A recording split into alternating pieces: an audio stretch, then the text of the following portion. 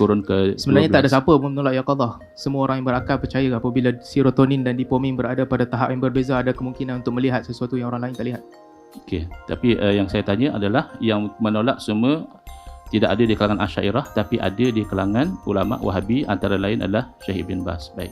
Itu assumption anda. Okey. Jadi tapi Salman kata tak tolak ya, yaqazah tak tolak. Maknanya boleh satu orang ketika jaga melihat Rasulullah SAW. Bukan setakat melihat Rasulullah, lihat siapa-siapa pun boleh. Nak apa? Lihat siapa-siapa pun boleh. Yalah. You can be drug induced, it can be that's not relevant. That's not relevant. Soalannya, Salman Ali menerima atau tidak yaqazatan dalam keadaan jaga. Okey. Seseorang itu melihat Rasulullah SAW. Soal kenapa dia melihat, kerana terlampau kasih atau whatever is beside the point. Terima atau tidak? Mesti boleh. Okey, alhamdulillah. So maknanya Salman Ali ada beza dengan Syekh bin Baz. Syekh bin Baz lebih banyak lagi bezanya sama ada Rasulullah datang ataupun tidak. Melihat tak ada beza. Boleh lihat. Alhamdulillah. So itu kita bukan bezanya.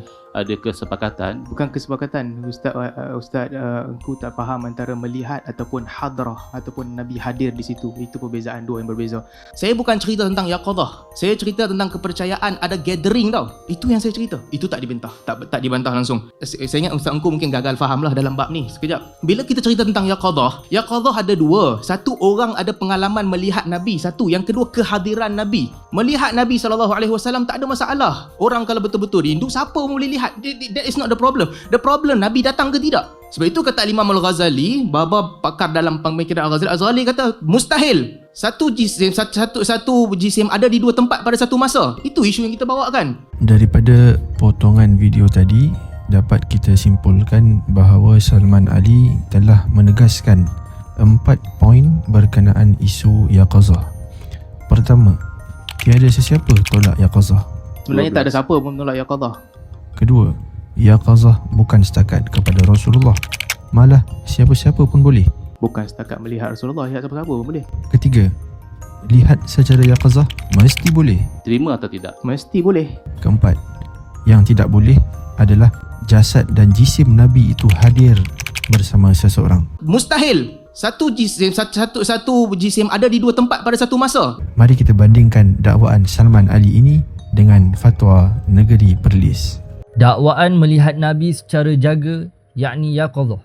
Dakwaan seseorang melihat Nabi secara jaga, yakni yaqazah, sama ada dalam bentuk hakiki ataupun roh selepas kewafatan baginda Rasulullah SAW tidak pernah dinukilkan melalui riwayat yang sahih berlaku kepada mana-mana sahabat radhiyallahu anhum. Sebenarnya tak ada siapa pun menolak yaqadah.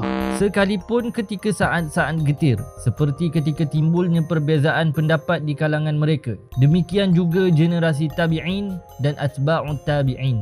Bukan setakat melihat Rasulullah, lihat siapa-siapa pun boleh. Kemungkinan berlakunya yaqazah secara ruh adalah dakwaan yang diragui dan ditolak oleh para muhakkikin. Terima atau tidak? Mesti boleh. Seperti An-Nawawi, Ibnu Taimiyah, Ibnu Kathir, Ibnu Hajar Al-Asqalani, As-Sakhawi, begitu juga Al-Kushairi. Demikian juga dakwaan melihat jasad Nabi di zaman ini secara jaga adalah tertolak. Terima atau tidak? Mesti boleh. Apa yang dinukilkan dari segelintir para ulama dalam hal ini adalah mengelirukan. Sebenarnya tak ada siapa pun menolak yaqadah. Dan berlaku kontradik di dalam kenyataan mereka sendiri. Terima atau tidak? Mesti boleh. Nukilan tersebut mempunyai berbagai versi yang berbeza-beza. Ada yang mendakwa melihat dengan wijdan, yakni pandangan hati. Ada yang mendakwa melihat antara tidur dan jaga. Ada pula yang mendakwa dengan hanya gambaran Nabi, yakni lahu misal, dan berbagai lagi. Bukan setakat melihat Rasulullah, lihat siapa-siapa pun boleh. Semua dakwaan ini boleh diberikan berbagai tafsiran yang tidak semestinya membawa makna yaqazah seperti yang difahami oleh sesetengah pihak. Sebenarnya tak ada siapa pun menolak yaqadah. Selain itu, dakwaan melihat Nabi secara jaga, yakni yaqazah, juga terdedah kepada tipu daya syaitan. Terima atau tidak? Mesti boleh. Ia boleh membuka pintu kerosakan dengan berbagai tujuan seperti ujub dan sum'ah. Bukan setakat melihat Rasulullah, lihat siapa-siapa pun boleh. Teru, apa-apa dakwaan melihat Nabi sama ada dalam mimpi mahupun jaga yang membabitkan implikasi syarak seperti pegangan akidah, hukum hakam syariat dan penilaian hadis adalah batil dan sesat. Sebenarnya tak ada siapa pun menolak yaqadah. Begitu juga dengan dakwaan bacaan tertentu boleh menghadirkan Nabi ke dalam sesuatu majlis juga adalah tidak berasas. Mustahil satu jisim satu jisim ada di dua tempat pada satu masa. Apa pandangan para penonton? Bukankah Salman Ali telah bercanggah dengan fatwa rasmi Negeri Perlis